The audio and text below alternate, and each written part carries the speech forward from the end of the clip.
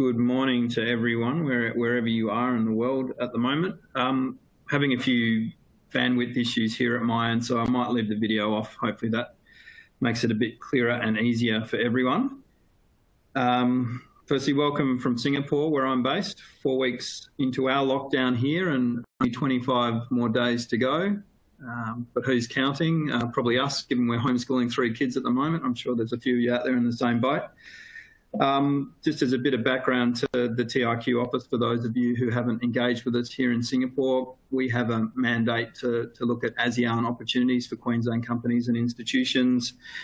We have an office in Jakarta who handles Indonesia, and we get the other 9 very interesting and diverse countries in the region. For us, that is a focus primarily on Singapore, Malaysia and Thailand, but Vietnam's looming quite large in our thinking and planning moving forward. It's really going to be a key focus of TIQ, and hopefully we can allocate some pretty reasonable resources to delivering on those efforts. Why we think Vietnam's important to Queensland is that we're seeing firstly an increase in trade out of Queensland, a lot of imports of Queensland goods into Vietnam. That's initially been your more staple food and beverage agricultural products, but we're starting to see a move into some more higher-end service delivery as well. I guess that reflects the maturing of the Vietnamese economy. We're also starting to see an increase in movement of people out of Vietnam into Queensland as well, and that's across the board from migrants and students. Traditionally, I think that's been mostly a Victorian, New South Wales, Melbourne, Sydney story, but we really are seeing an uptick out of Vietnam in terms of interest into Brisbane. I think part of that is probably the business opportunities in an underexplored economy like Brisbane and Queensland. Also the lifestyle. I think the cost of living is pretty attractive to Vietnamese people. Vietnam, in terms of how we see it, really strong economic growth, and it's been a bit of a quiet achiever, perhaps in the Asian region for the past 10 years. China seems to get most of the press, but Vietnam's been chugging along quite well. It's very globally exposed, a number of free trade agreements with different economies, the most recent and perhaps the most major being the European Union. So we're seeing a lot of European companies trying to push into Vietnam and really leverage those linkages. And Australia's also doing the same at a federal level. Joanna will probably touch on that a bit more. China has been a recent driver of activity in Vietnam, particularly the movement of manufacturing supply chains, and that's been getting a lot of the press, particularly given the issues in the conversation, the dialogue with President Trump in the US. But perhaps what's underappreciated is that Japan and South Korea have been long-term investors in Vietnam, with significant investments across manufacturing and other areas in Vietnam. And that's interesting when you look at the reflection of Vietnamese students and where they choose to travel. Both Japan and South Korea are in the top 5 of locations for Vietnamese students to travel abroad. And I think that's probably pretty unique in the world, but it does reflect the long-term standings and linkages between Japan and South Korea. And the nexus there, again, I think is the jobs and the employment outcomes. When you look at a company like Samsung that's invested heavily into Vietnam, they employ over 100,000 people by themselves. And if the figures are to be believed and accurate, their hand phones or smartphones that they manufacture in Vietnam account for 1/4 of Vietnam's exports, which is quite incredible when you think about it. So we'd like to think that Australia can start developing strong linkages a la Japan and South Korea. By all accounts, being based here in the region, Vietnam's weathered the COVID issue quite well. Minimal amount of cases, a minimum amount of disruption, and all reports are that it'll accelerate out of that as and when things start to calm down a bit. The unknown, that of course, is how they engage with export markets and trading partners, particularly around lack of international travel and people-to-people movement. So that'll be a challenge, as it will be for education, particularly. But yeah, it's been a fairly rosy story in Vietnam, economically at least, and the development of that country. But what you are seeing, and the other speakers will touch on this, is issues around skill shortages and trained professionals. As that economy grows, like most economies, the demand for skilled labour just increases quite dramatically. But most of the companies I've spoken to have had a real issue in sourcing labour, whether it's across construction, infrastructure, manufacturing, services, tourism. So education plays a key role in that. And we'd like to think that there's a really good, strong role for Queensland providers to tap into that. It's not an easy market to prosecute, as those of you online who've done business there will understand, and you really do need a lot of patience. We think that Queensland's probably a bit underdone in terms of the profile in relation to other states out of Australia. And again, we're looking to change that, but very mindful that it's not a state versus state proposition in Vietnam. It's also an Australian versus other markets in Vietnam. So in order to get that mind share and visibility, we need to be quite sensible about how we profile ourselves. So really, it's a fairly positive story, we think, for Vietnam. Growth rates and the demographics would suggest a good opportunity for Queensland education, particularly in the industries that we do well in and have a recognised advantage, I think. So longer term, or perhaps hopefully in the medium term, we'd like to think that we can put some more resources, being a physical person or a location down somewhere in Vietnam, to really prosecute some more opportunities and drive that relationship building. And hopefully that leads for greater outcomes for institutions and businesses out of Queensland. I won't dwell on specifics anymore because I know we've got 4 other speakers online with a wealth of practical knowledge. So I might pass it back to Elise and just say thanks again for everyone for joining. Hope you find it informative. Great. Thank you so much, Tom, for providing that opening. And unfortunately, we are having technical difficulties, so Donna Webster is unable to join for the time being. So strap yourselves in and get ready for an amazing webinar, listening to how we can engage with the region, in particular Vietnam. So to provide you with a little bit of context, we're going to go on an awareness journey together with Kat Thao Nguyen, giving us a contextual overview of Vietnam from Vietnam. And Kat Thao joins us from Ho Chi Minh City today. She's a Vietnamese Australian who has been deeply immersed in education and the business landscape in both Vietnam, Australia, Cambodia, and Myanmar. So she will share with us a macro level perspective on Vietnam as a country, but she'll also provide you with a deeper understanding of the cultural drivers of the Vietnamese people. And then complementing Kat Thao will be important to many of you joining us today is Joanna Wood. And Joanna will help us to navigate the education policy landscape setting in Vietnam. Joanna is the Education and Science Counsellor for Vietnam, Thailand, Cambodia and Laos, and is based at the Australian Embassy in Hanoi. However, due to COVID circumstances, Joanna is happily joining us from Canberra today. So thanks, Joanna. She'll also share perspectives on some of the key motivating drivers for education and skills growth in Vietnam, and for you to consider that's relevant to your own organisations. And then following Joanna, we'll hear from country, people, policy, and a cultural understanding, and that'll be complemented by an industry case study from Mana International's Global Head of Culinary, James Bradbury. James is joining us from Bangkok, so we have speakers completely in the region where James has been headquartered for the last 15 years. So James will really bring that industry perspective of a Queensland-born business, the Coffee Club, and that it's opened 3 outlets in Vietnam in the last 12 months. He also has an Australian qualification framework story to share and possibly inspire you with a little bit of action.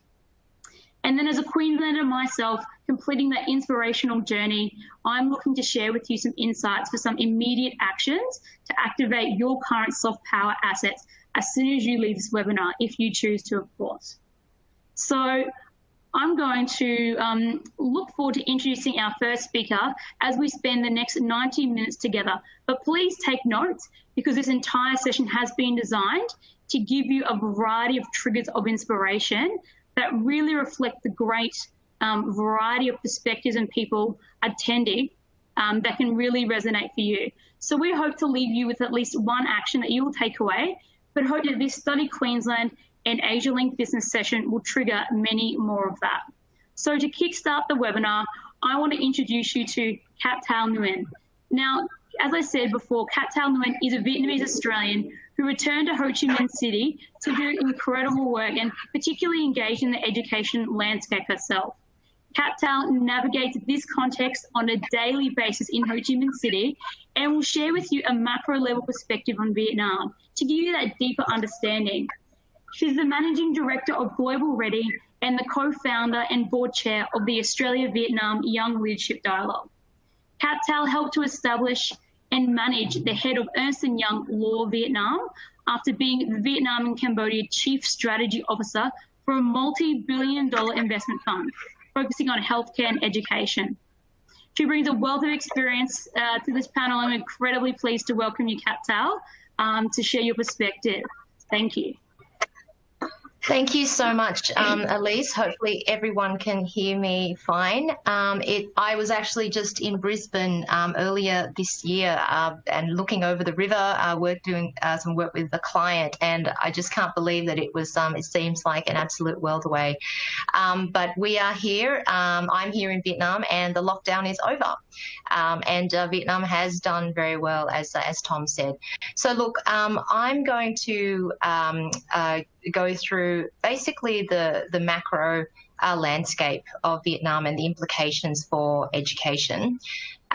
So hopefully these slides, yep, okay, so a bit of a delay, but so I'm going to go through very briefly, the economic miracle, Vietnam in the contemporary context, implications for international education, challenges or implications for Australian education, and then engaging with Vietnam. So Vietnam has been called the economic miracle. And, we can't talk about the Vietnam story without reference, to the war. So this is an image of a mangrove forest outside of Ho Chi Minh City, about an hour and a half, called Gang Yo. So it's a before and after shot. So, before it was thriving, but afterwards, it was completely decimated. Vietnam had about 73 million litres of toxic chemicals dropped on it during the war, including 43 million litres of Agent Orange, and that's what happened to it. But I visited this area not long ago, and this is what it looks like now. And how it's been regenerated is through thousands upon thousands upon thousands of volunteers. And I think this is a fantastic metaphor for the Vietnam story. It's one of drive, radical resilience, and really entrepreneurship.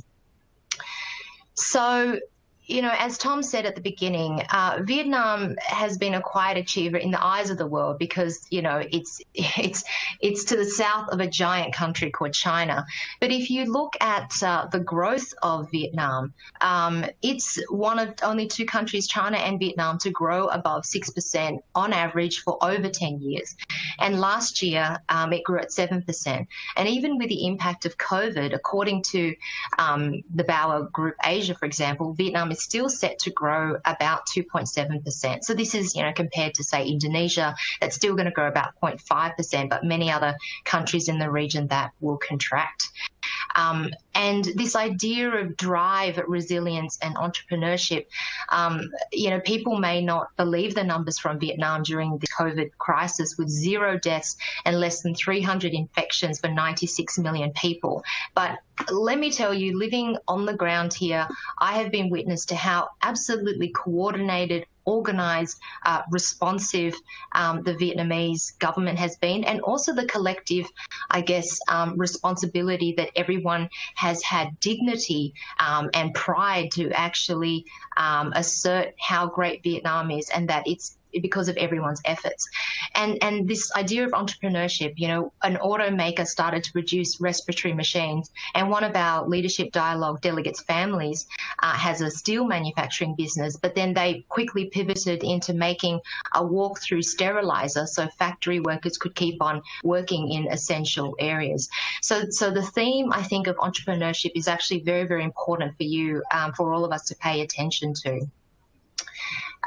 So contemporary Vietnam, this is an image of the world's 14th tallest building. It's called Landmark 81, and it's in a precinct within Ho Chi Minh City, and it's a $1.5 billion precinct. And when this opened not long ago, a couple of years ago, it was a real pride point for the Vietnamese.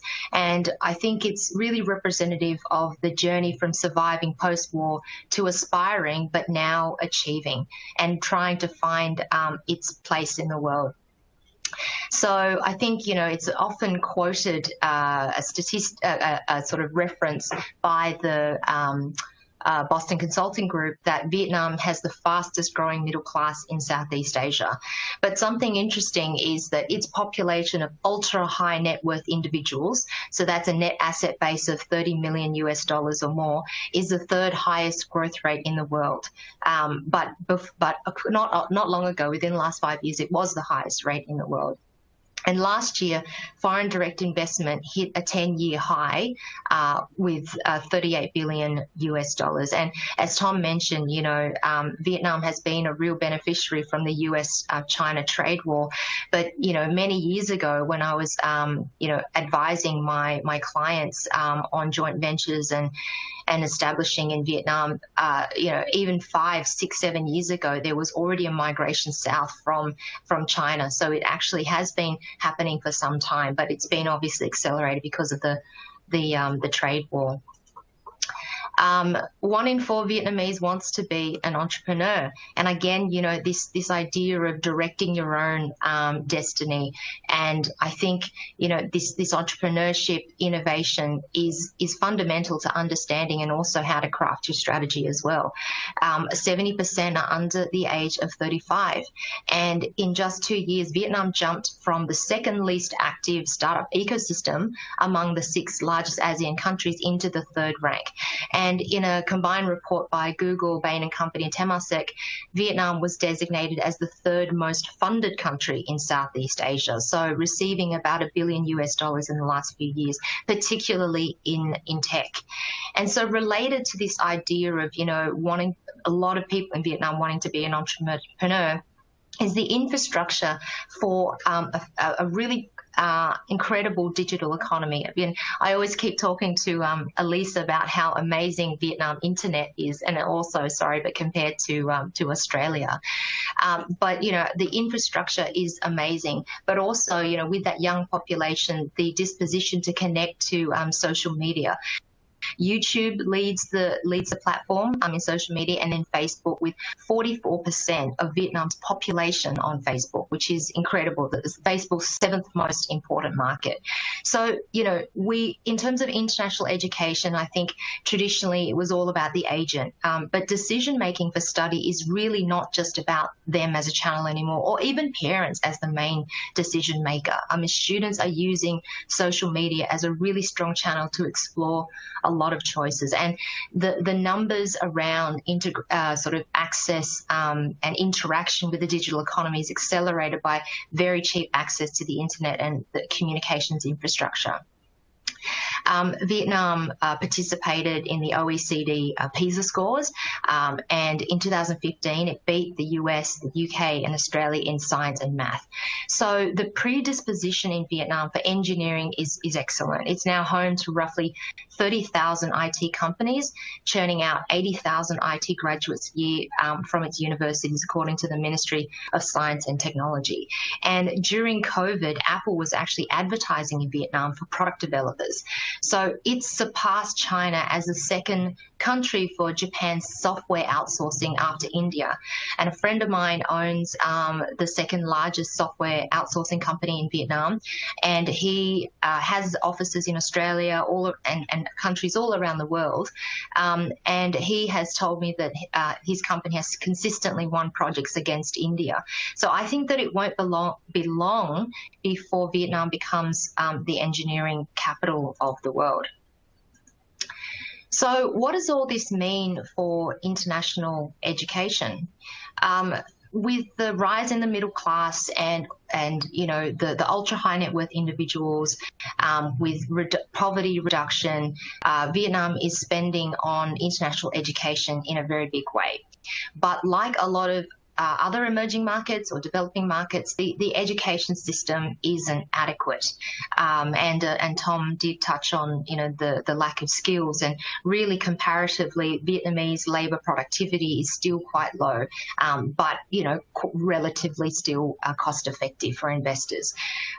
So in terms of the Vietnamese education system, since 2015, the number of unemployed bachelor degree students has been stable at around 200,000. And some reports actually say that up to 60% of graduates work in unrelated fields after they graduate. They're rideshare motorbike drivers. Only 15% get work in areas that they studied. A friend of mine, his daughter is from a Mekong Delta province, and she studied finance, and she couldn't get work at all. And so she's back in the province working at the market with her mother. And this is not, this is not an exception. This is actually, quite a common story.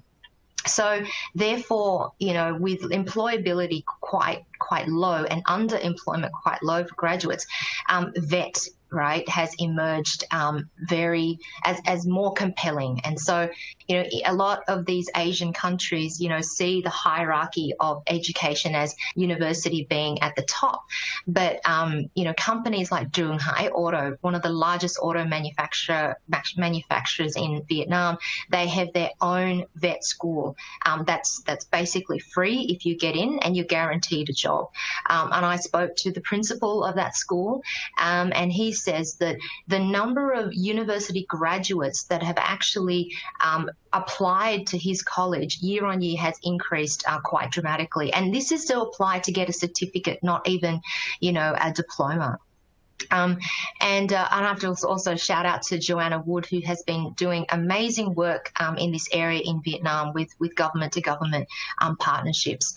So I think VET is a real opportunity, but it's also very competitive.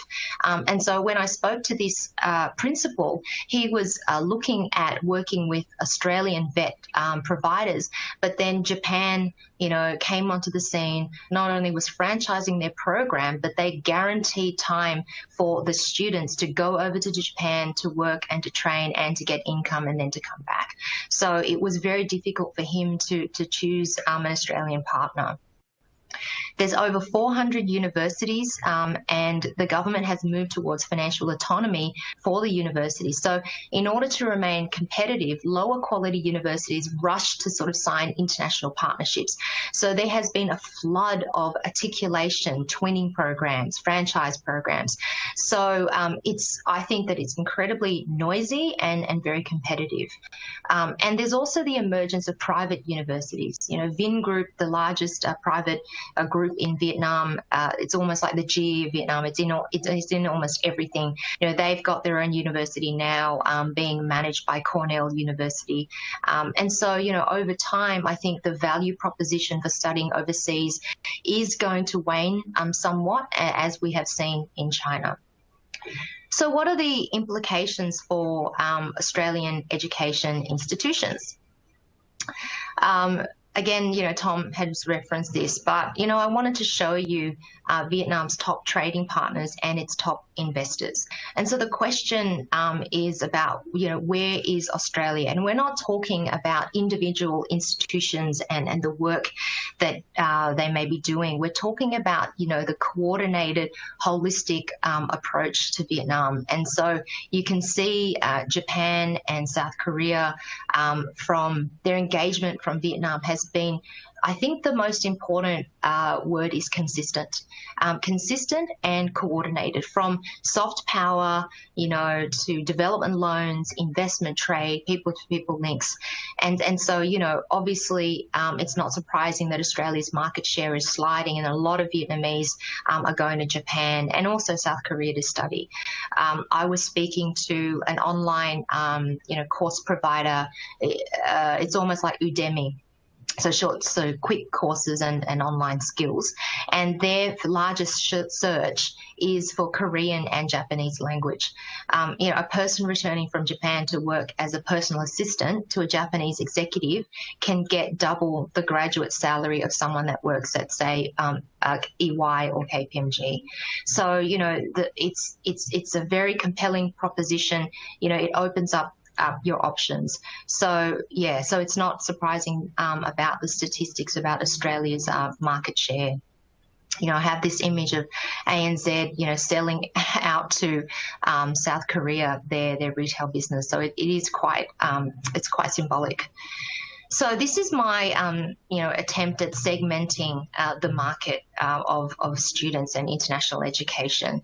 I don't know if you could all see it, but it is quite small. I've deliberately left off Australia in terms of, the compelling destinations, just as just to look at other countries. Looking at the last two particular rows, the group that studies to return, and the group that studies but stays in market. I did focus groups with some international students, Vietnamese international students, and then I did, the same focus group about a couple of years later, and I saw a real dramatic shift in the numbers of students that actually didn't want to stay overseas anymore. So it went from 90% wanting to stay to 50%, and the reason why they don't want to live overseas after their study is because of two things. One is how compelling the local market is, Vietnam, for their professional opportunities and the possibility of doing a startup or joining a startup. And the other is the chance to contribute at a time that is really quite pivotal in Vietnamese history. So I think, given the drivers that I've indicated here in this table, a multitude of residency, international skills, language competency, et cetera, combined with the fact that, it is difficult for Australia to compete as we did before, and often people react in race to the bottom tactics, throw discounts around, brand them as scholarships, and hope that will work. It is a price-sensitive market, but I think it's going to not be a long-term gain. So engaging with Vietnam, I think the first principle in terms of engaging with Vietnam is, asking about how does your strategy link to the broad themes and trends in the Vietnamese economy? Building links back in Vietnam with industry, institutions, and other strategic partners that aren't just about articulation pathways around recruitment. I think it's important to understand the concerns of the country, urbanization, productivity, Industry 4.0, climate change, because it translates into private sector shifts that actually address these through solutions that ultimately inform student orientation where employment is possible. I also think a fundamental principle of engagement, specifically with Vietnam, more is about co-creation. It's simply not about just merely transactions or sales, extraction or trade, just purely recruitment. And COVID has, I think, demonstrated that a developing country like Vietnam indeed can be learnt from, and it's sent aid supplies to Europe, to the US, to a number of countries in the world. So this picture is a picture of a number of academics at the University of Technology, Sydney, and the Prime Minister of Vietnam. And they were the first Australian university to set up a joint research centre in Vietnam. So now they have two, one in the north and one in the south. And this joint research centre focuses on key areas of concern to both Vietnam and Australia. So it's a long-term oriented approach that builds meaningful connections on multiple levels. They also have articulation programs, agent rewards, etc. But it's a more co-creative approach than before. And, when I was consulting to them, I set up EY Vietnam's first internship program with an Australian university outside of RMIT Vietnam. And that program was expanded to other companies as well. So this was for international students in Australia that would go to Vietnam, EY and KPMG, for example, to do their internship. The next way I think of engaging with Vietnam is understanding how trust is built. So here we have the Prime Minister of Vietnam and Scott Morrison, and I think the idea of how trust is built is more important in Vietnam. And I shared this with Scott Morrison when he came to Vietnam over a small lunch. Vietnam is cooperative. And Australia as a cultural norm is more competitive.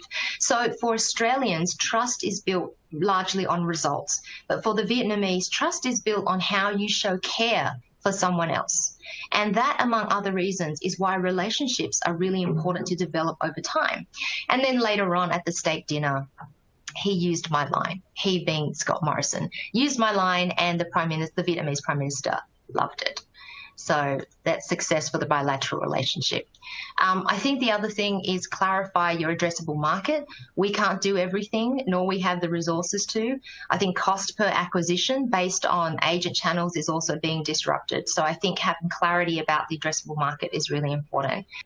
I also think diversify products as gateways. Students exist within an ecosystem that involves students, teachers, employers, siblings. So executive education, transnational short programs, accelerators, pitching camps, for example, themed around certain issues that have wide appeal can really build brand equity. I think the very, very important thing, this is a bit of a lag, but the next thing I think is about the student experience. It is so important at this particular stage and going forward. This slide shows the concerns that students have before they leave and the concerns that they have after they actually arrive. So before, they're concerned about language, housing, but you can see that after they arrive, the biggest issue that they face is cultural difficulties. But, you know, how are we preparing our students to have an exceptional experience before they actually leave? You know, what's the work that we're doing? And I ran focus groups, not just with Vietnamese international students, but other international students in Australia. And there was a common sentiment that they felt that they were commodities. They pay high fees, but they were treated as second class, especially by domestic students. And when I ran focus groups with domestic Australian students, the majority of them didn't want to engage with international students. And some said that if there were too many in a class, they would withdraw from the subject. So I'm working with universities to employ a psychometric tool and do workshops at the beginning of semester for international students and domestic students to embrace diversity in doing group work. So it's a way to start, you know, actually unlocking the value proposition of diversity to make it really meaningful to enhance the student experience. And that's a key way to stop the slide in the market share and to appeal to those students who don't necessarily want to work or migrate to Japan. And so I think, you know, it has to be about inclusion. And if our leadership isn't really, and our faculty aren't really, you know, living inclusion, then, you know, how are our students going to have that inclusive experience, or an experience that's meaningful, rewarding, insightful, and transformative? And my last, I guess, hack for engaging with Vietnam is through strategic partnerships. And the Australia-Vietnam Young Leadership Dialogue, it's a non-profit that we established to cultivate people-to-people links that's going to nurture collaboration to address shared challenges. And I'm really glad to have Elise as a co-director, as a fellow director on the board, Joanna as an advisor, and also David Doe as an advisor, who James knows very well. His fund partnered with Coffee Club to bring it to Vietnam. So for the dialogue, we've had 2,000 expressions of interest for the last one, and we select 10 from each country. And one of our alumni who led the first privatisation of an airport in Vietnam, which is in Nha Trang City, through the dialogue began exploring a sister city with the Gold Coast. So we could see, you know, how some of these engagements, deep relationships can actually start to develop through partnering with influencers. So our philosophy is to go deep with our connections and not have a catch-all approach. So, oh, the slide just disappeared, but On the slide, if you could see it, there are 3 pictures. One of a lady, she's our alumni, and she is the CEO of a listed healthcare company and a University of Queensland alumni. Another one, his Learn to Read app was the most downloaded worldwide in Apple iStore. He's also an Australian alumni, and actually his alma mater in Australia had no idea what work he was doing. They didn't engage with him until they partnered with us as a partner, and then they, were able to actually reconnect with him. So I think the Australia-Vietnam Young Leadership Dialogue is a really good example of a way that we can really enhance engagement with Vietnam through strategic partnerships and influences. So I would love to connect with you all. I have a slide that is supposed to show up for me, which has my email details, but I'm sure Asia Link and Study Queensland will be able to provide that for you if you need it. So that's all from me, and I hope that it's been insightful. So thank you so much for your time. Back to you, Elise. Okay, much Kat Tal. This is Donna here. I believe that I'm able to be connected back in with you all now.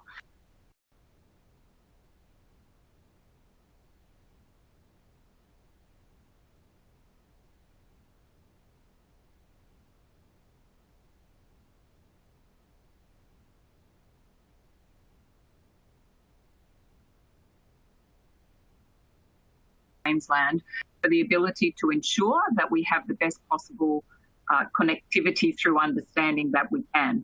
To go further and now look at some of those policy elements and go into some more depth around the vet sector that Carl touched on just then, we're very delighted to have Joanna Wood with us, and as she's before her term as a counsellor in Vietnam comes to an end, and she's going to bring such great expertise to the session, having worked for 15 years in the Australian government in a number of policy and program areas, but specifically in international education and skills, including providing high-level policy advice to international governments, multilateral organisations. And she's led the development of the Australian government's international skills training course initiative, including the international training and assessment courses of vocational education and assessors. Over to you, Joanna. Thank you very much, Donna. It's great to be here. I'm just going to, I'm just going to get the slides going. Okay. All right. Okay, great. Lovely to be here, everybody. Very much for inviting me. And I have to say, I did actually start my career in work for Morgan's Financial for a number of years, spent 15 years in the private sector, in fact, before I started in government. I'm just wondering if with the slides, I'm just might need a bit of help here. But anyway, we'll just get started with the, I think we've got the first slide here showing, just want to talk a little bit about what we do in the Department of Education, Skills and Employment. So we are, as the Education Counsellor, we have responsibility for the government-to-government policy relationship. Queensland Trade and Investment and our Austrade colleagues look after the institutional collaboration. And then, of course, we have the Department of Foreign Affairs and Trade, who have quite a significant aid relationship also in Vietnam. And some of that actually does fall into the education and skills space. I'm just going to move now to the next slide, if I can. Okay, I'm not, yep, great. Okay, so I'm just going to talk a little bit about Vietnam and some of the key drivers. So productivity, Tal mentioned that productivity, Vietnam has some of the lowest productivity rates in ASEAN. Remittances, 6% of its GDP actually comes from people working offshore. And you can see a photo here of a number of the workers going offshore for work. It'll be interesting to see how obviously that changes the post-COVID world. Vietnam is very focused on Industry 4.0. It has a lot of incentives, a lot of focus from the government and the Prime Minister on how to enable and upskill its population, improve its technology so that it can take advantage of Industry 4.0. It has done exceedingly well as part of the from globalisation. It's part of the value chain. Samsung produces the majority of its mobile phones there. It's very much looking at how it can position itself in the value chain. But it will be interesting to see how it comes out of the COVID. Now, it has done very well in managing the COVID-19 pandemic in Vietnam. It was one of the countries to respond, I guess, the most proactively on and to put in measures that actually protected its people and its economy. However, and it should be actually one of the scale up and really get back to business earlier. So it'll be interesting to see how that impacts. I think we'll find at the moment students and parents can't return to Vietnam because it has closed its borders, but it will be interesting to see how changes the attitudes of parents, and you might find actually that more students are looking to study in Vietnam and not offshore. I'll just move to the next slide. So, sorry, I'm just going to. Great. You can see here's a photo here of our prime ministers. They have a very good relationship. In fact, been in contact with the COVID-19 pandemic. 47 years of diplomatic relationships. There is a strategic partnership between Australia and Vietnam. We're one of the very few countries to have a strategic partnership with Vietnam. The Prime Ministers have made a decision to take the bilateral trade relationship into the top 10. They haven't set a time frame, but that does put a large focus. Trade, education is actually the second largest element of the trade relationship after alluvial coal. There's been a huge number of increase in ministerial visits between Australia and Vietnam, and there's a lot of interest in engaging between the two countries. We've had an MOU for 26 years in education, and we renewed our MOU in education and signed a new MOU in skills 2018 in front of both Prime Ministers. We might just now talk about where students actually study. So Vietnam, rising middle class, looking at the moment the university sector, fairly low quality, it hasn't met the expectations of aspirational middle class parents.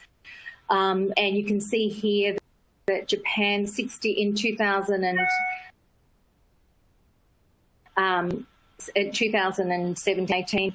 So Japan, there's been an increase in numbers of students going to Korea.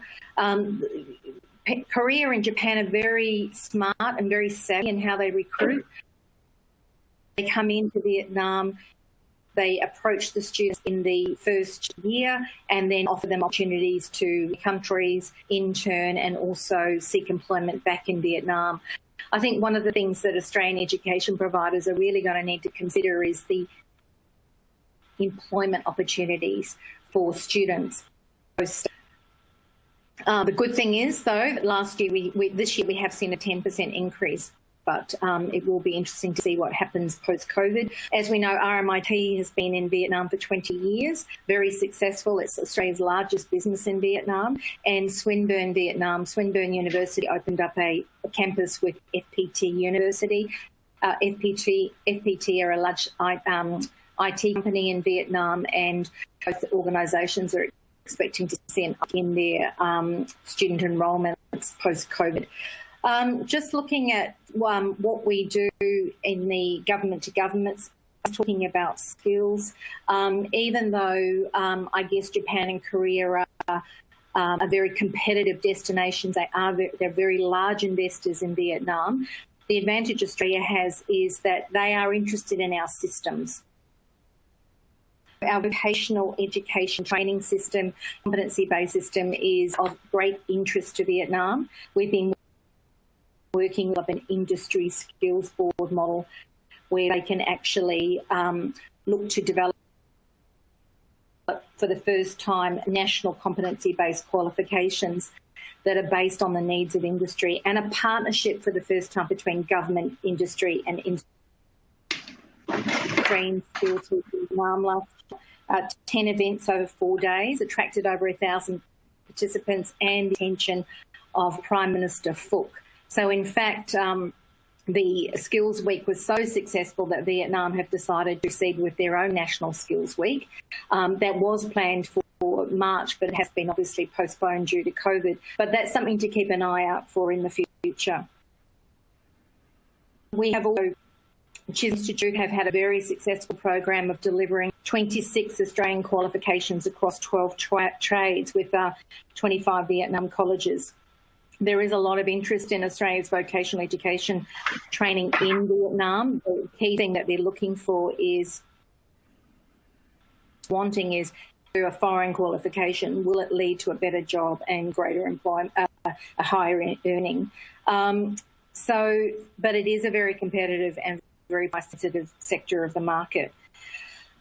Just looking at the higher education space. So in higher education, I guess we've had a very long bilateral relationship in the higher education space, 26 years.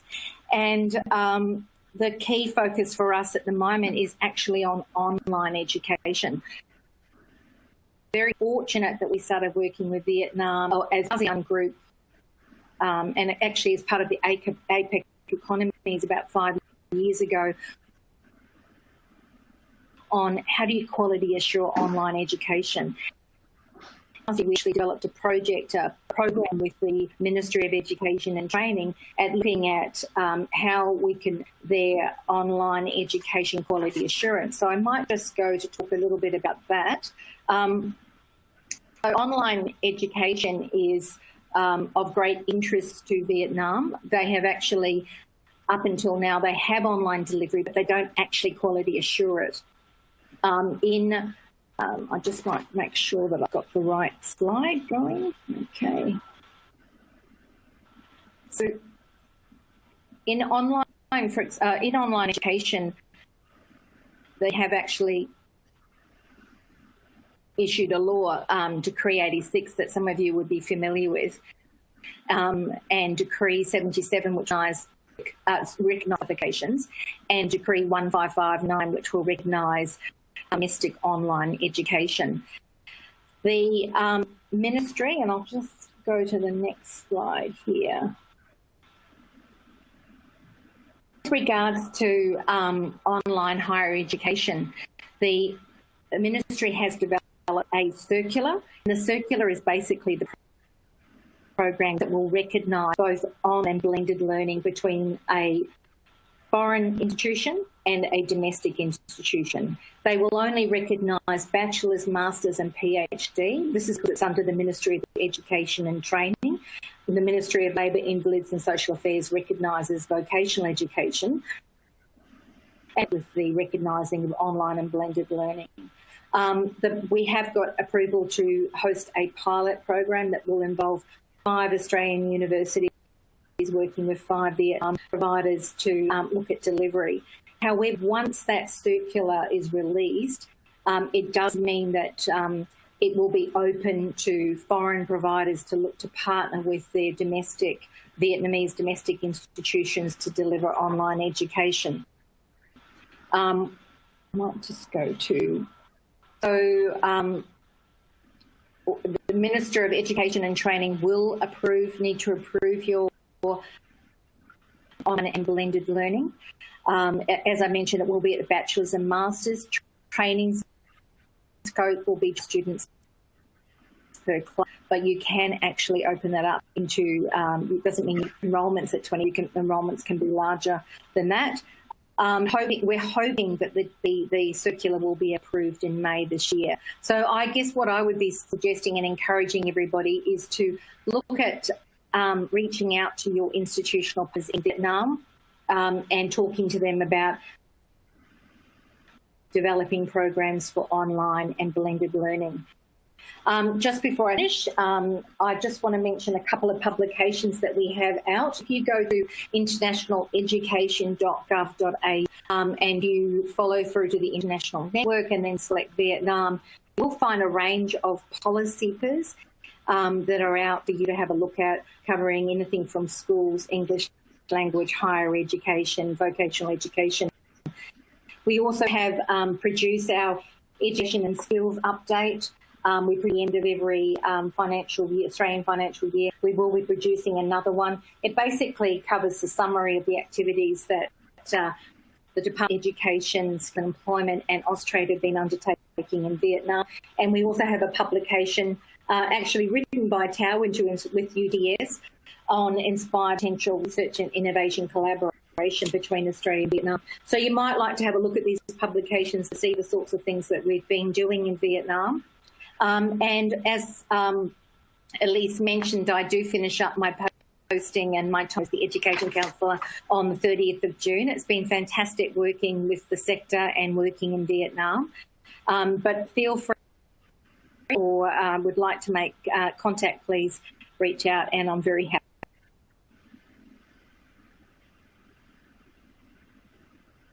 happy to talk to you all and meet you then. Thank you. Great. Thank you so much, Joanna, for providing the policy landscape setting in Vietnam. And also just want to let the audience members know that those resources that Joanna mentioned will be available on demand as well. And so now it gives me great pleasure to introduce you to James Bradbury. James does join us from Bangkok via telephone, so he won't be able to join us via video today, but you'll be able to see him up on the screen. So James has spent the last 15 years based in Bangkok. He currently wears 3 hats: the corporate head of food, master franchiser, and business development director. So James's role is a global maintaining brand integrity and building business expansion. He designs global expansion strategies to grow key brands such as the Coffee Club, which is a Queensland initiated in Maroochydore, to the Pizza Company and Thai Express, while maintaining supply chain and menu standardisation with a localised palette. So structured training is a passion of James's, and the Australian qualification framework has also been a guiding force to his global success. James, has managed some of the world's best executive chefs working hard to reach those areas, and they've also built local supply chains and tailored menus, as I mentioned before. So that first store opened up actually in Eagle Street Pier on the 2nd of November 1989, and in 1994 the Coffee Club became the franchise. So I'd love to introduce you to James to provide you with that level of detail, but also talk about the entry into Vietnam as the Coffee Club franchise. James, have we got you on the line? Yeah, good morning, everyone, and I hope you can hear me all clearly. Yes, we can. What I'm going to do this morning is I'm going to walk you through sort of a brief synopsis of Mina based in Bangkok, obviously the Coffee Club, and our recent entry into Thailand and Vietnam. And then we're going to underpin that with some exciting AQF framework details.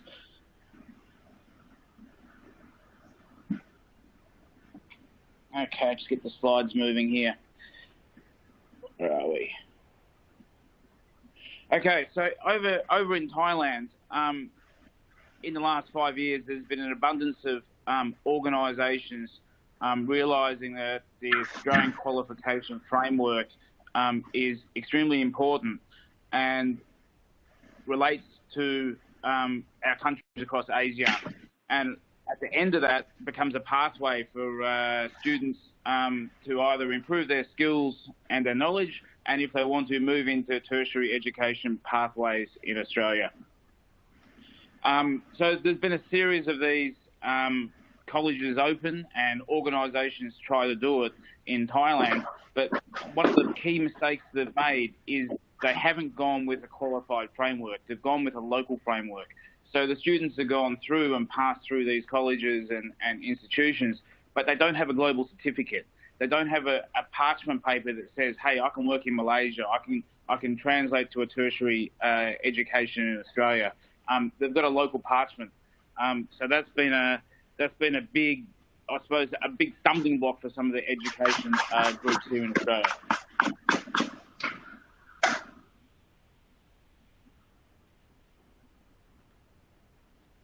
The other thing that we're trying to set up is to maximise the relationship with the new Colombo plan and we have had some Star Gs join us at Minor in Thailand under the new Colombo plan, and really get a feel for what it's like working in Asia. And I suppose that's the first pathway of Australians coming to Asia, and I think in Vietnam, that program is coming alive as well. And obviously that sits for university graduates. But the bit I'll focus on today is the undergraduate, tertiary sort of stuff.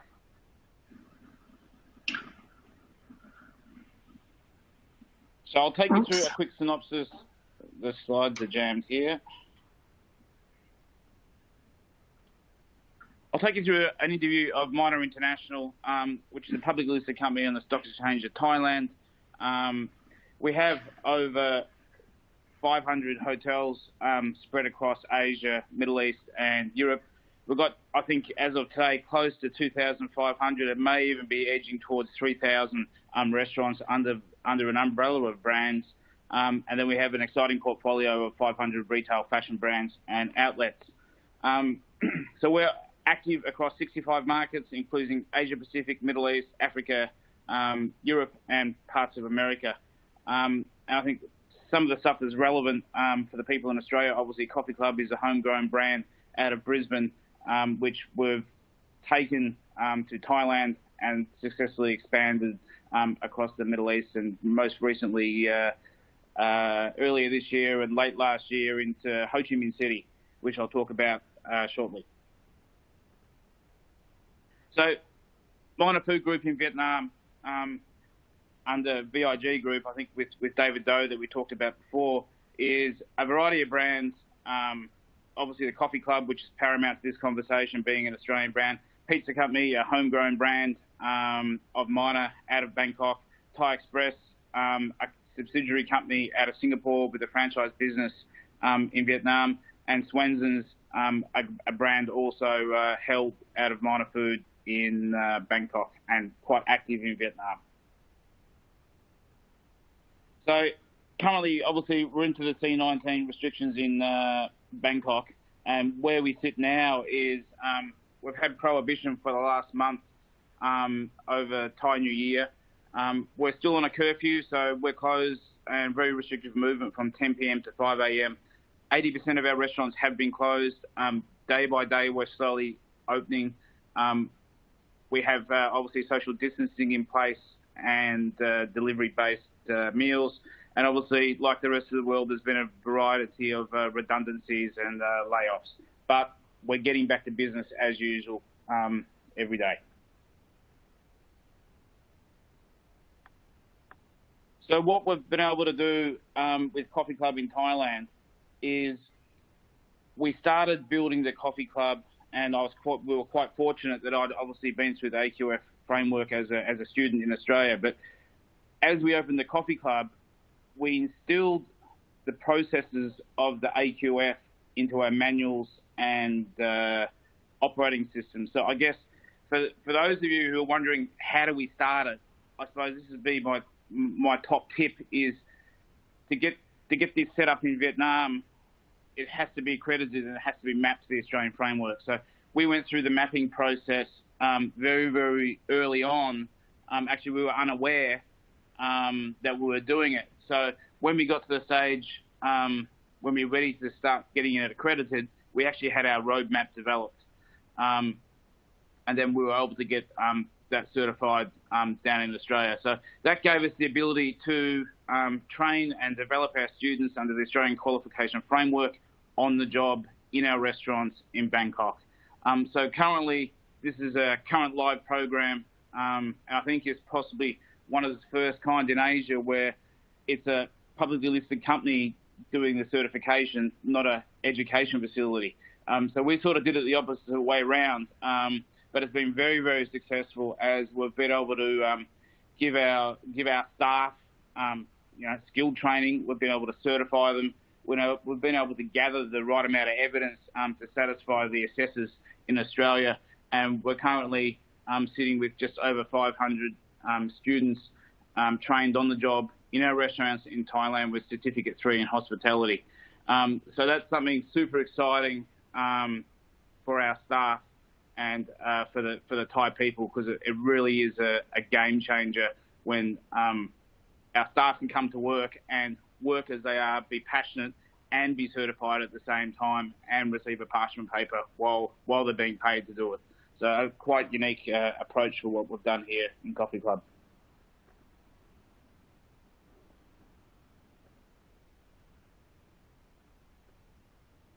We seem to have skipped back through some of the slides here.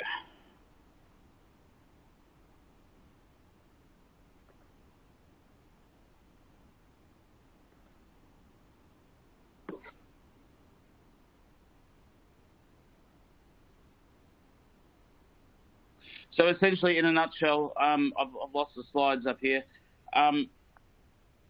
We've been able to train and upskill our staff. We've developed a great group of passionate young chefs at Certificate 3. We've been able to take our leadership team through Train the Trainer and then into Certificate 4 in hospitality and training, which is super exciting because you can imagine taking a group of middle management and area management team and saying, actually, this is really how you train people. This is what students are looking for. This is how you speak to them. This is how you assess them. So we've been able to take that from a small group to now at a level where we can actually deliver Certificate 4 in training in the workplace in Bangkok. So there's been a lot of work done in Thailand to bring this to life and make it a sustainable program. So how do we do this in Vietnam? I think the tips are here. Really, flexibility is key. Keep an open mind, as you've heard from the various presenters today. Finding the right partner is critical, that understands the intent of education and the pathways and the work and effort it takes to set this up. Obviously, cultural understanding is critical. Each country is really, really different. And I've had the pleasure of working in Vietnam over the last 2 years, 3 years to get the Coffee Club alive. And also, I suppose each country then has a different set of costs involved and different levels of employment and different levels of salary. So keep all that in mind as we start to figure out the pathway to set this up. And the main bit is, if you're going to do something like we've done here in Thailand and make it a work-based program, start the mapping of the coursework and the detailed understanding of the AQF, whether it be for coffee making or front of house or engineering. Understand that, link in with the Australian provider and get to know the detail of the program you're trying to set up and start the mapping process, because that's the bit that costs us a lot of time and effort to fill the gaps.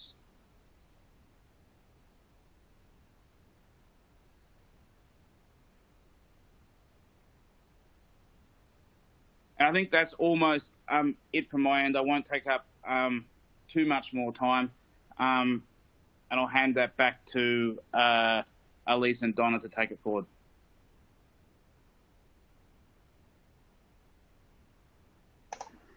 Great.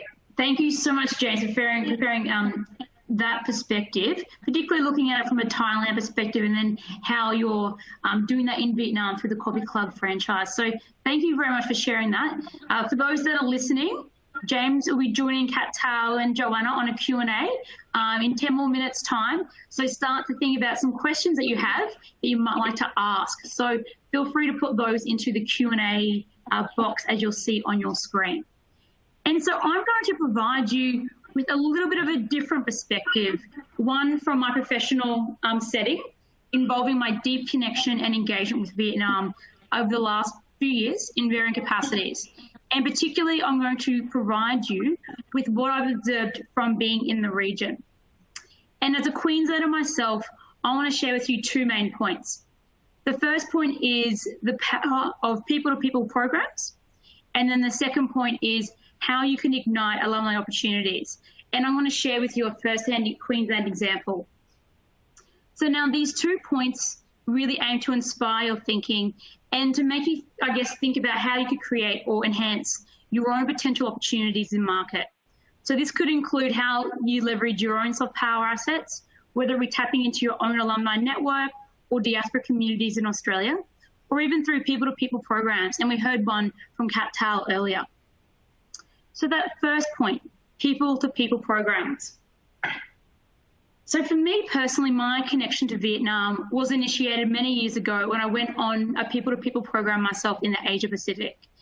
And this was a connection little did I know would be so powerful to have me to return to work and engage in the region in a professional capacity with the government of Vietnam. And you can see one of the pictures there of my colleagues. They were walking down in Hanoi. And essentially, this was a part of a Department of Foreign Affairs and Trade program. And interestingly enough, my role was capacity building, looking at infectious disease policy. So interesting given the current setting. But then being in the region, I became heavily involved in working closely with Kat Tal, and now also as a director on the board of the Australia-Vietnam Young Leadership Dialogue, which, as Cad mentioned, it's an initiative aimed to nurture the relationships and the collaboration of Australian and Vietnamese leaders. But what to me became really quite obvious was the power of these people-to-people programs, the interconnectivity of the relationships and of the collaborative opportunities, and essentially the soft power associated with these programs. And when we talk about soft power, some of you might be familiar with this term or not, but we're talking about, the ability to influence the behaviour or the thinking of others through the power of ideas and attraction. So this really includes building networks and deep relationships. And this was a key point that Kat Tal raised about the importance of engaging with Vietnam and looking at long-term meaningful approaches through co-creation. So in the context of Queensland and Vietnam, understanding how these programs can help to develop mutual understanding and trust between our cultures, as an example, it's a familiarisation with Queensland, which in the Vietnamese market, Queensland just isn't as well known in comparison to the likes of Sydney and Melbourne. So consequently, considering Queensland a destination of choice is where we can see the power of soft power through people-to-people programs. So I will give you an example of this when we look at the tertiary sector. And so for those in the tertiary sector, I'm sure many of you are familiar with the Department of Foreign Affairs and Trade New Colombo Plan, which I'll refer to collectively as the NCP. And this also is a powerful platform in its nature. And so my role at AsiaLink Business involves managing the NCP alumni program. And this is in partnership with CFAT. The alumni program essentially is a professional development program for soon to be up to 40,000 undergraduate students who have studied and worked in the Indo-Pacific. And so this alumni program ensures that their engagement when they return back from being in region doesn't stop, and that the relationships with the region continues to be developed as they enter into the workforce in their own professional capacities. So if you think about those 40,000 undergraduates, Australian undergraduates who have been in the region, a percent of them, in fact, have spent significant time in Vietnam.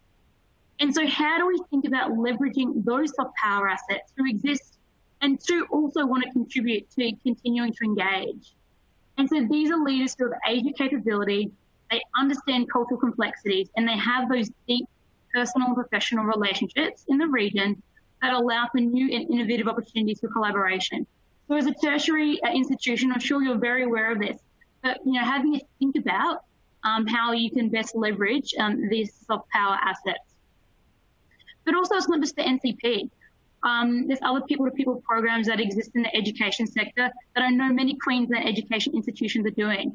I was chatting to Chi in Hanoi yesterday from the University of Queensland, who mentioned their collaboration with the Hanoi Medical University around mental health, or even to the University of Southern Queensland's engagement with Tai Nguyen University collaborates on entrepreneurship best practice.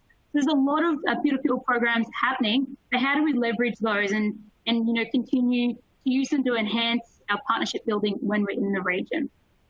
So that's really the first point, and just a little bit of inspiration to get you thinking about, well, what can we do with those programs? But the second point that I wanted to raise is, how do you ignite your alumni? And I want to share an example of how we achieve this through efforts at Griffith University. So when I was working in Hanoi, a group of Griffith University was visiting me, happened to visit me on a study tour actually, and they wanted to experience a day in the life of my position at the time, and that was engaging with the government of Vietnam, but also some international NGOs. And essentially after this day and the variety of the study tour, the students were inspired to contribute something bigger and beyond what was happening in their backyards. And it really, again, speaks to that point of co-creation. So they had the appetite to want to volunteer in Vietnam because they understood the context, the tech-savvy nation, the entrepreneurial element of Vietnam. So when they returned back to Australia, what came to the forefront with our engagement was, the first thing was there was a real desire for Australian students who wanted to volunteer their skills and capabilities, but they were still in Australia. And then the second was, through my engagement with young leaders, we found that there was Vietnamese social entrepreneurs who simply just lacked the time and the resources to invest in their business operations. So together, we developed an online platform connecting students with the social entrepreneurs in Vietnam to support them to help them in a short-term volunteering capacity. So this is where we start to see the value of alumni, current students, building, in co-creating programs between both nations, not only creating benefit at an individual level, but also at an institutional level, and essentially creating new in-country opportunities. So that's really a small kind of, example that I want to share from my professional experience being in the region, but also as a Queensland alumni. And then I guess, again, the point of this story is really that importance of the partnership building and the value of building these partnerships long-term, because we know that it's not just about short-term relationship building when you're looking to enter into a new market. And so touching on a little bit briefly about what Kat Tal said about the Australia-Vietnam Young Leadership Dialogue. And Kat Tal provided a couple of examples of these young leaders who are high-impact individuals and who are CEOs, founders and pioneers across varying industries, from agriculture, education and tech. So if you're not already connected to these type of young youth-led public diplomacy programs, I urge you to connect, because these are young leaders doing phenomenal things. And another example of one of the young leaders is Eric Ha, who co-founded Student Life, which is an online marketplace for current Vietnamese international students, providing settlement services in 80 cities across the world, obviously including Australia. So we're seeing these amazing leaders, and it's this calibre that's truly reflective of the Vietnamese market. And so your engagement with Vietnam will be also reflective of this calibre. And so in its entrepreneurial, tech-savvy nation, with its vibrant individuals and communities, the market opportunity, if you're not already there, is clearly well and truly worth exploring, as we've heard from James, Kat Tal, and also Joanna. So back to you. I'm going to finish here, but I guess I want you to start thinking about how can you leverage those soft power assets, and perhaps I've given you a little bit of inspiration on how you can accelerate that possible market entry into Vietnam. So I'm going to pause there. I'm going to urge those that are listening live, there are many of you we can see, please start to add in any questions that you might have for our panelists, and we're going to undertake a question and answer session. So I'll just pause for a moment, and Joanna, Kat Tal, and James, if you want to turn on your audio, and we're going to have a facilitated question and answer session for the remaining 10 minutes. Now we'll put you on the line.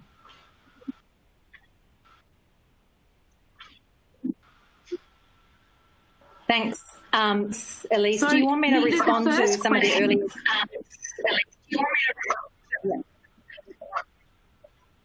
Yeah, so I think we have a bit of a time lag here, and we might just keep the video off, just because I'm conscious of our bandwidth issues here. But what I'll do is I'll ask Kat Tal the first question, and then Joanna, I'll get you to come and answer that as well. And we have a question coming in from, let me double check, St. Paul's School. It is, what are secondary schools returning back in Vietnam, and how their summer holidays been shortened? or is that remaining the same? So Kat Tal, I'll get you to answer that from a Vietnam perspective. And then Joanna, after Kat Tal, if you want to provide, what are some of the opportunities there from Queensland and Australian level? Kat Tal, have we got you there?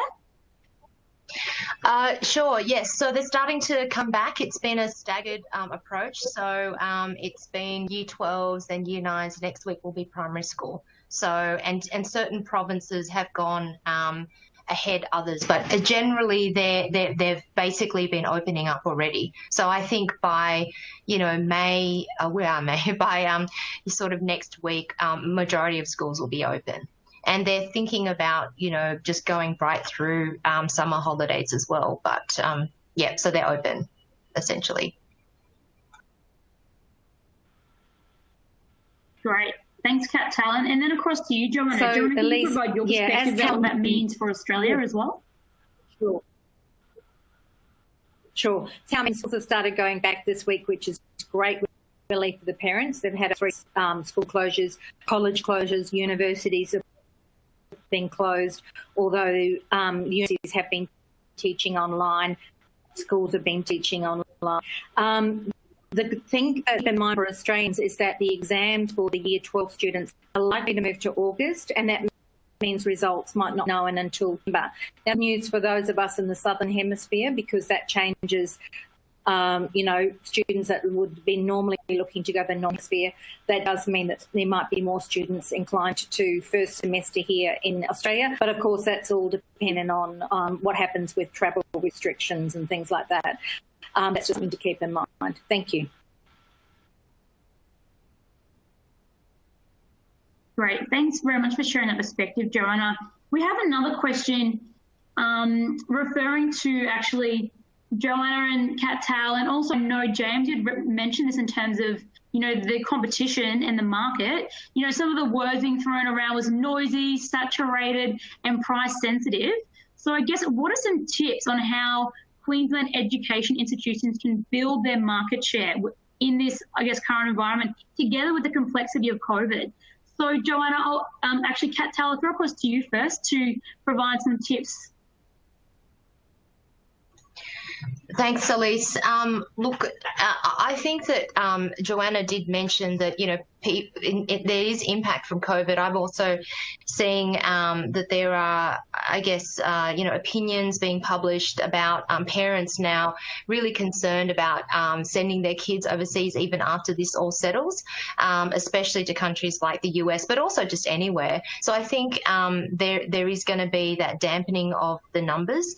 But I think, when universities engage with Vietnam or with other markets, there's this sort of, you prospect, you engage, and then you deliver, right? So, and, in the prospecting part, I think what's really important in terms of rising above the noise is really understanding what is your addressable market? What is that segment that really resonates to your institution?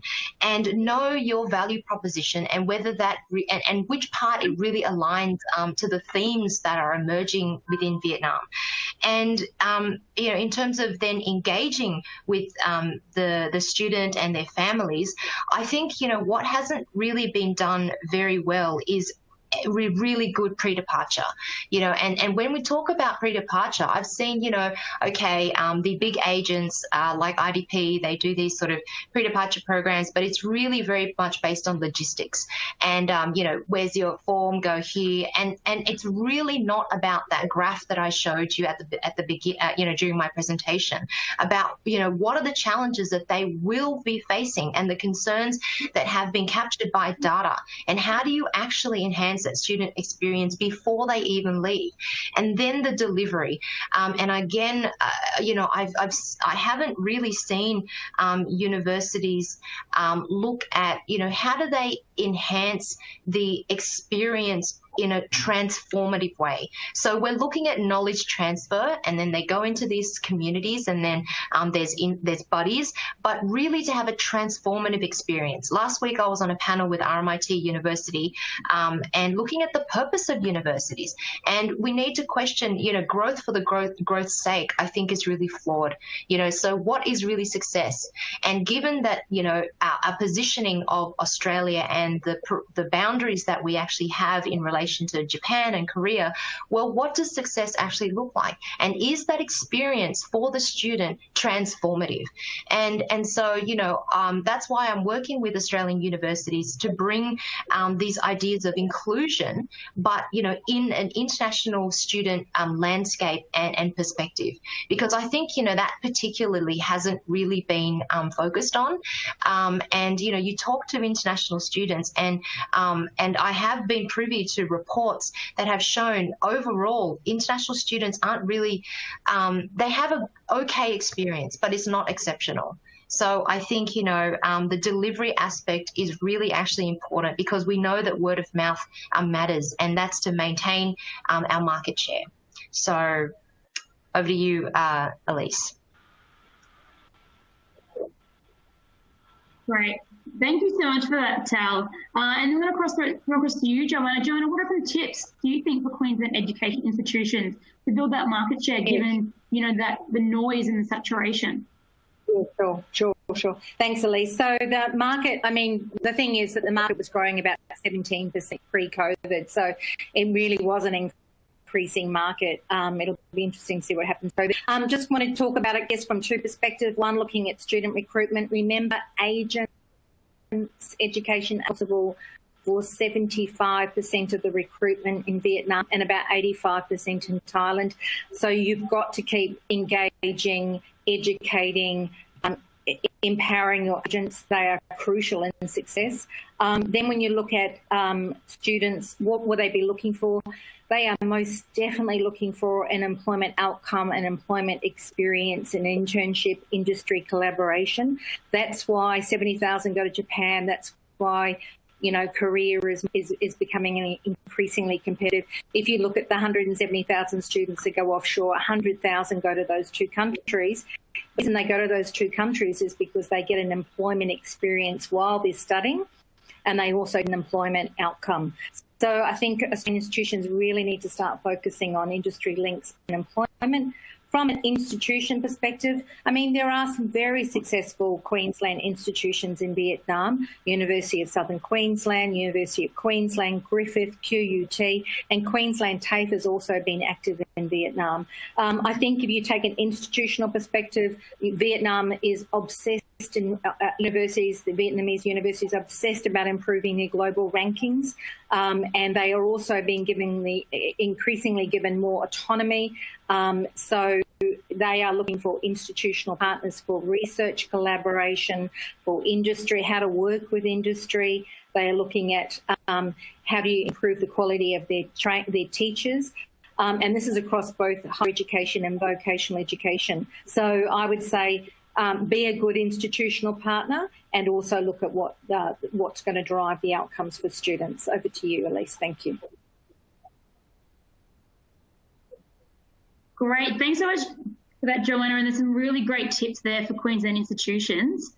And I'm just going to pull on your point there, Joanna. You were talking about institutional partnerships. And James, I want to bring you into the Q&A now and think about, well, how can institutions support minor foods, you know, truly scale the use of the Australian Qualifications Framework in Vietnam right now in 2020? What are your thoughts on that? I think as we're building scale at the moment and we're opening outlets, at some stage, you know, in the next couple of years, we'll get to critical mass where we have enough employees to, you know, start to kick off the program in Vietnam. And what we then need is a partner or a provider who can partner with us and with our partners in Vietnam to provide a solid pathway and framework of information, so that we can start certifying our students in Vietnam under a flexible, you know, provider from Australia. And then the light at the end of the tunnel is after we have certified our staff and our students, so to speak, they then have a pathway back into the education system in Australia.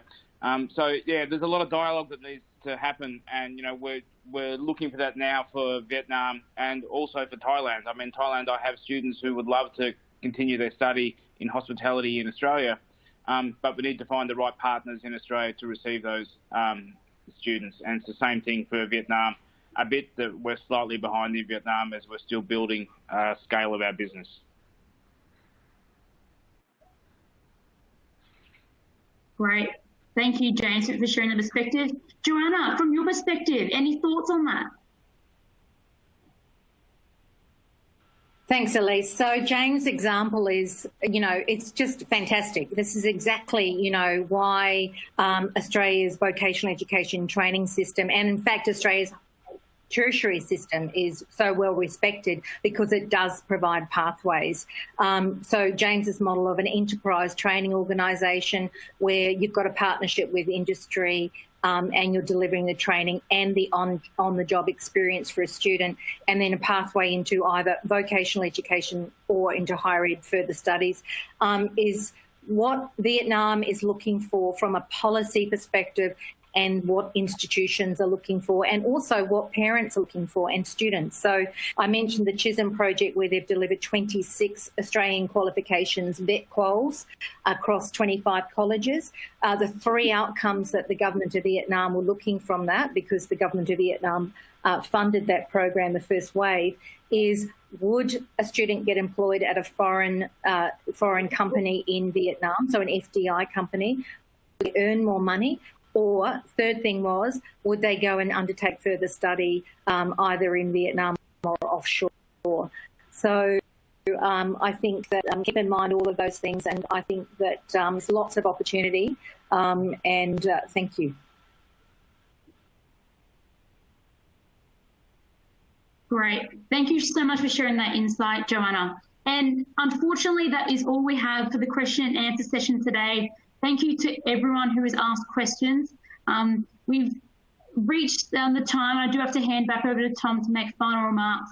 But really, today's session was aimed to give you a deep dive into Vietnam as a market, give you a little bit of inspiration to think about what you'll do, when you're considering re-entry, but also, considerations around market entry into the dynamic entrepreneurial nation that is Vietnam. So there are some resources that you can see there on the slides. Feel free to utilise those, jump on them when you have a chance. But I'd like to thank Kat Tao, Joanna and James for sharing your perspectives today with us and with the Queensland Education Institutions. Now, Tom, I'd like to pass back to you to close the webinar today. Thank you.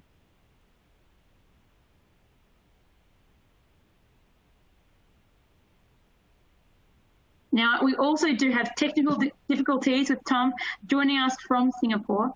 So he's just going to be with us in 1 minute. What we will do is, there is one burning question I can see in the Q&A here, and that does come from, let me double check, from Aviation Australia.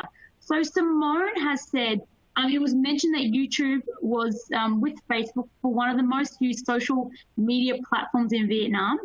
May I ask what sort of content would be ideal for the Vietnamese market in relation to inspire people to come to Australia to study? So Kat Tao, I might throw across to you. You want to provide a quick last insight to Simone from Aviation Australia.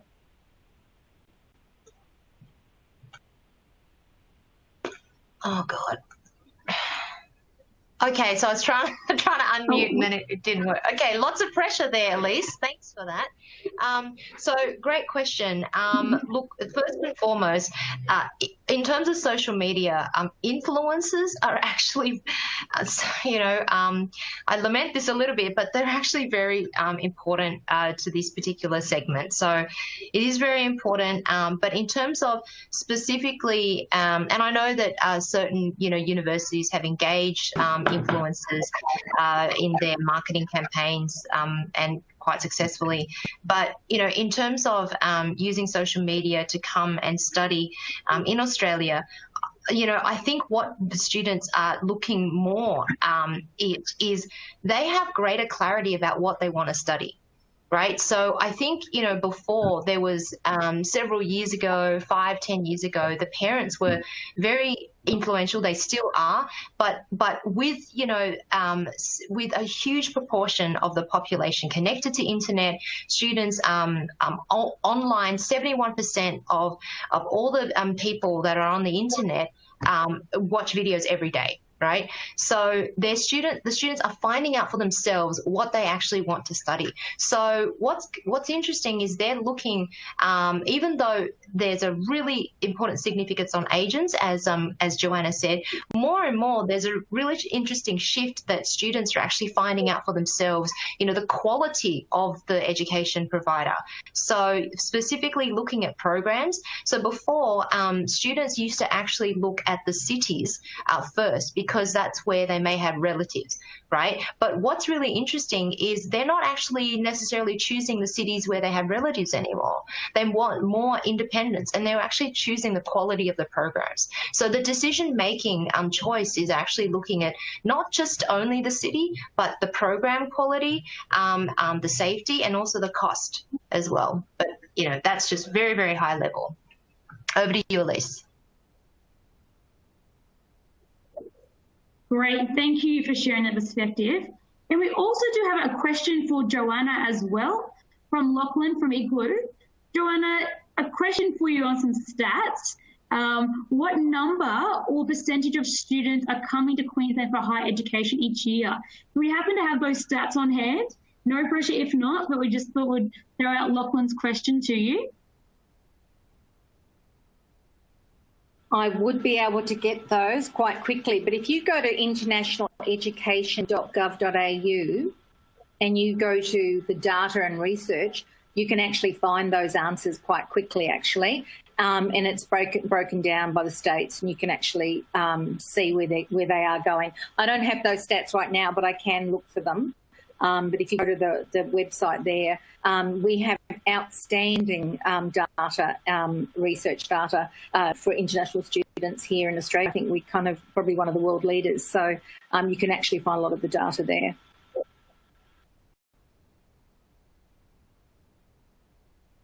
Great, thanks so much, Joanna. And you wanted to share how to find some social media, some tips for education in Vietnam from an Australia and Vietnam perspective. Do you want to share that with the audience today? Sure. Thanks, Elise. So just to let everybody know, we have a couple of things that you might be joining. One is we have the Australian Facebook page, Australian Education in Vietnam Facebook page. When I came to Vietnam 3 years ago, I noticed that we were all quite siloed. So we have the Facebook page. We can use that book page to share information in Vietnam about what people might be doing and some opportunities.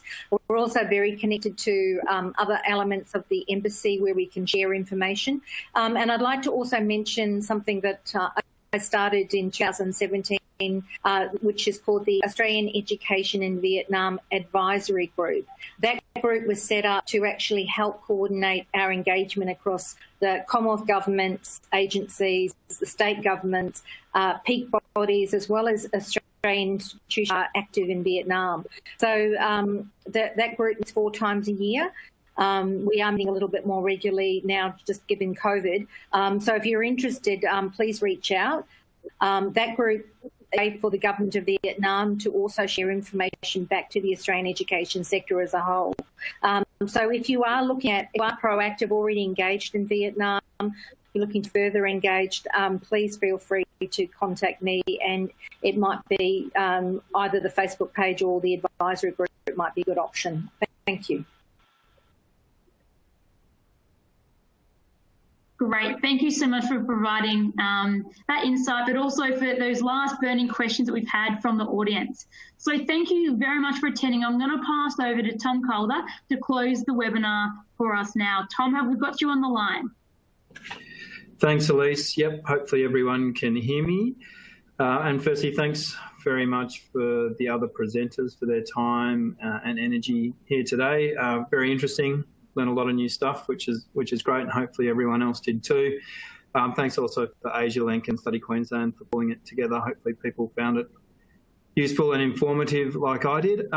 Just I guess a final pitch and a message off the back of this is you've got a lot of resources that can help support you looking at a market like Vietnam, ranging from CAT, to Joanna's department, to TIQ, to Study Queensland.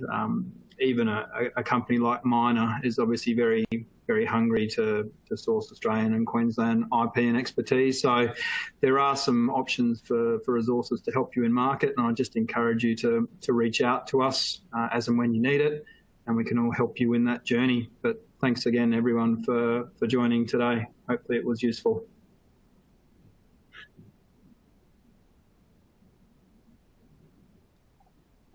Thanks very much, Tom, and see everyone later. The link will be available on demand following the webinar. Thanks very much and see you later. Thank you, Elise.